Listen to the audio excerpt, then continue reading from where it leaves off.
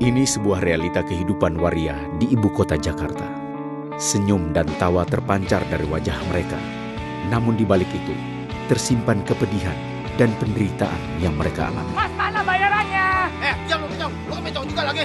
Ya bencong juga lu mainin. Bencong manusia banget. Apaan dia? Udah tahu gue bencong, tapi lu juga mau kan sama gue? Lu tuh gak bisa sama perempuan, lu tuh gak waras. Diam lu. Lu yang diam. Aduh. Namanya Citra, cantik, seksi, dan mempesona. Siapa yang menyangka, di balik wajah cantiknya, ia dilahirkan sebagai seorang pria bernama Bresman. Ia seorang ratu waria dan Miss Waria yang populer dan diidolakan di kalangan. Saya adalah mantan waria. Saya mengenal Bresman sebagai seorang bintang panggung waria. Memang cantik, ada lesung pipitnya, langsing tinggi, rambutnya terurai panjang. Bagaimana seorang Bresman bisa menjadi Citra?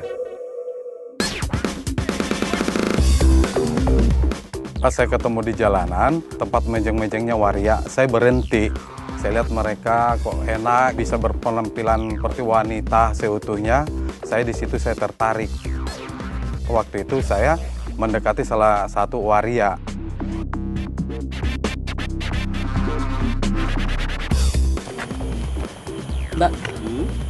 Mbak kok bisa jadi seperti wanita ya? Aku mau loh kayak Mbak. Kamu bisa cantik seperti saya, asalkan kamu mau ikut saya.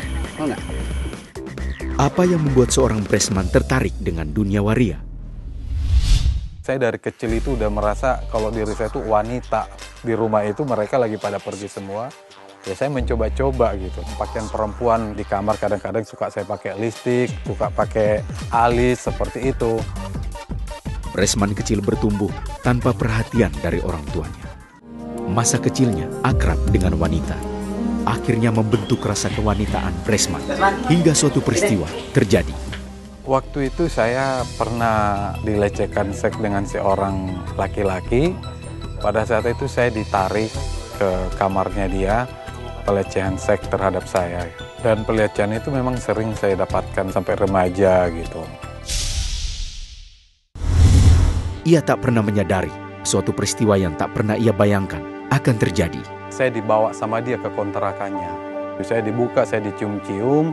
Karena saya butuh pada saat itu, saya pingin dimodalin sama dia. Ya saya juga nggak terlalu memberontak. Semua apa yang nggak pantas dilakukan ya kita lakukan gitu.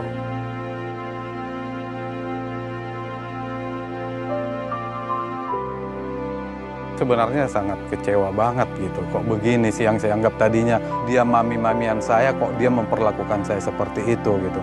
Kebencian itu perlahan hilang ketika keinginannya menjadi seorang waria terpenuhi. Bresman resmi menjadi Citra. Didandani sama dia, dimodalin sama dia. Nah saya baru menemukan inilah diri saya sebenarnya. Saya dibawa mejeng di jalanan waktu itu di Jatinegara. Keluarlah tiap malam. Yang lewat saya panggil. Saya waria cantik pada saat itu. Langganan tamu saya juga sudah banyak. Saya kencan itu kadang-kadang kita ada yang bawa ke hotel. Citra akhirnya mengambil keputusan lepas dari sang mami. Namun hal itu mengundang petaka baginya. Citra mau ngomong nih. Ngomong apa? Citra mau pindah Mi, mau ngontrak sendiri. Kamu udah merasa cantik. Kamu udah bisa merasa nyari duit. Bukan gitu Mi. Citra mau mandiri aja Mi. Begitu, Dia juga nggak terima gitu. Saya dipukul sama dia. Ya lo nggak tahu diri katanya. Dibantu, diurusin. Sekarang setelah udah pintar nyari duit, baru lo bertingkah laku lo gitu. Saya digampar, rambut saya dijambak sama dia. Tapi saya nggak melawan. Saya nggak mau lihat muka kamu lagi. Saya diusir dari situ gitu. Citra bersama temannya Yuli akhirnya menjalani kehidupan waria jalanan yang keras dan kejam. Setelah kita membuat transaksi, kemudian kita nggak dibayar, ya terjadi ribut. Mas, mana bayarannya? Lu pikir Ngapain kita harus bayar kamu, sedangkan kamu juga sama kita sama. ya bencong juga lu mainin. Bencong manusia banget. Saya malah ditendang sampai saya terjatuh gitu. Jangan Mas, kasihan. Gimana sih? Ah. Selama 5 tahun saya hidup di jalanan, banyak kekesaran-kekesaran yang saya temukan. Bodoh ain lo kecelakaan. Baik dari preman-preman setempat di situ. Kalau nggak dihajar dulu, nggak boleh mejeng di situ. Dia tidak tahu kalau kita udah dapat duit malam itu apa belum. Mau nggak mau harus kita ngasih mereka gitu kan. Mereka sudah mabuk dan mereka memang tidak punya uang, jadi mereka sengaja memeras kita juga. Kita dipaksa untuk bermain sama ngelayanin mereka. Kalau kita tidak mau, kita diuber-uber, kita ditendang, kita dilemparin. Kita seakan-akan dibudakin sama dia. Kadang kalau mereka nggak sampai terlampiaskan seks mereka, kita itu dihajar lagi sama dia. Nanti kita akan kena penyakit, kena HIV, kita tidak ada pemikiran seperti itu. Yang penting aku bisa dapat uang sebanyak mungkin. Kehidupan malam di jalanan yang penuh dengan kekerasan membuat Citra mulai berpikir. Ia mulai mengikuti berbagai perlombaan dengan harapan bisa mengubah kehidupannya menjadi lebih baik. Lomba mirip bintang. Waktu itu saya harus memperagakan gaya-gaya mereka. Britney Spears, Madonna. Saya bisa mengalahkan di antara waria-waria yang lain. Sehingga saya terkenal lah di lingkungan waria, nama Citra itu pasti tahu. Tidak puas dengan kecantikan yang ia miliki, Citra menggunakan berbagai ilmu gaib. Walaupun kita cantik, persaingan kan banyak. Gimana supaya orang melihat kita senang gitu. Saya dulu memasang susuk itu di seluruh badan saya, dari atas sampai ke bawah. Apapun saya lakukan. Saya merasakan itu manjur buat diri saya sendiri. Karena setiap kita keluar, namanya orang itu ngelihat kita itu udah kayak bidadari aja kita dilihat kan. Disitulah saya mulai masang tarif paling kecil itu 500, kalaupun saya suka sama dia gitu. Pada saat melakukan seks itu dengan para tamu-tamu itu, saya mendapatkan duit, mendapatkan kepuasan, senang bahagia sekali. Citra semakin yakin dengan kecantikannya. Ia pun akhirnya mengikuti ajang pemilihan Ratu Waria. Selain dia cantik, dia juga istilahnya pintar. Citra patut kita banggakan sebagai salah seorang waria yang paling cantik.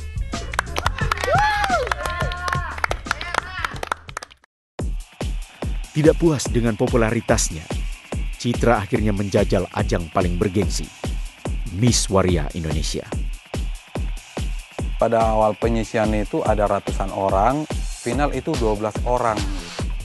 Sana yang dinilai itu dari catwalk, dengan kecantikan, dengan make up, dengan gaun kita. Tahun 97 itu saya jadi Miss Waria.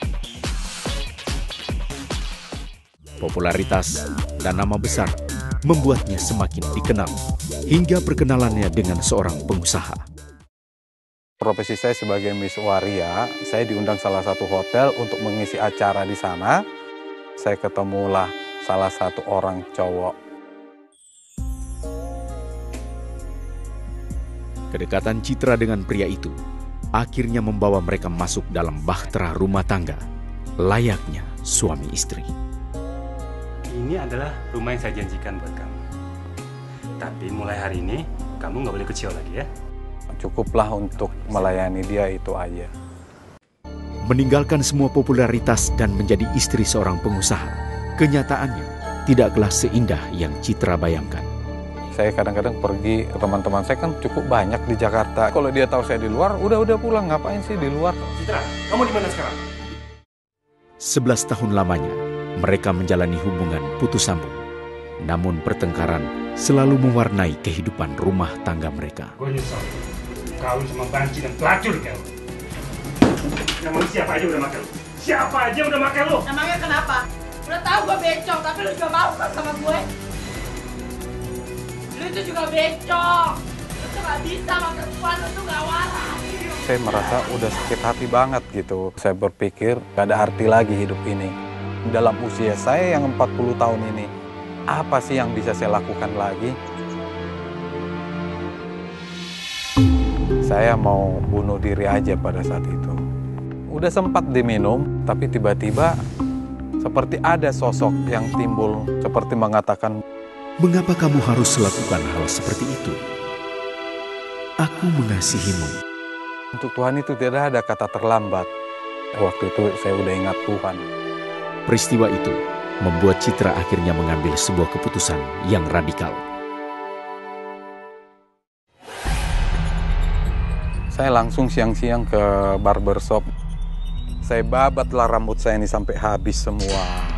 Saya beli pakaian laki-laki lah. Saya pulang sudah berbentuk seperti laki-laki. Supaya dia nggak suka lagi sama saya. Disitulah pertengkaran saya paling besar.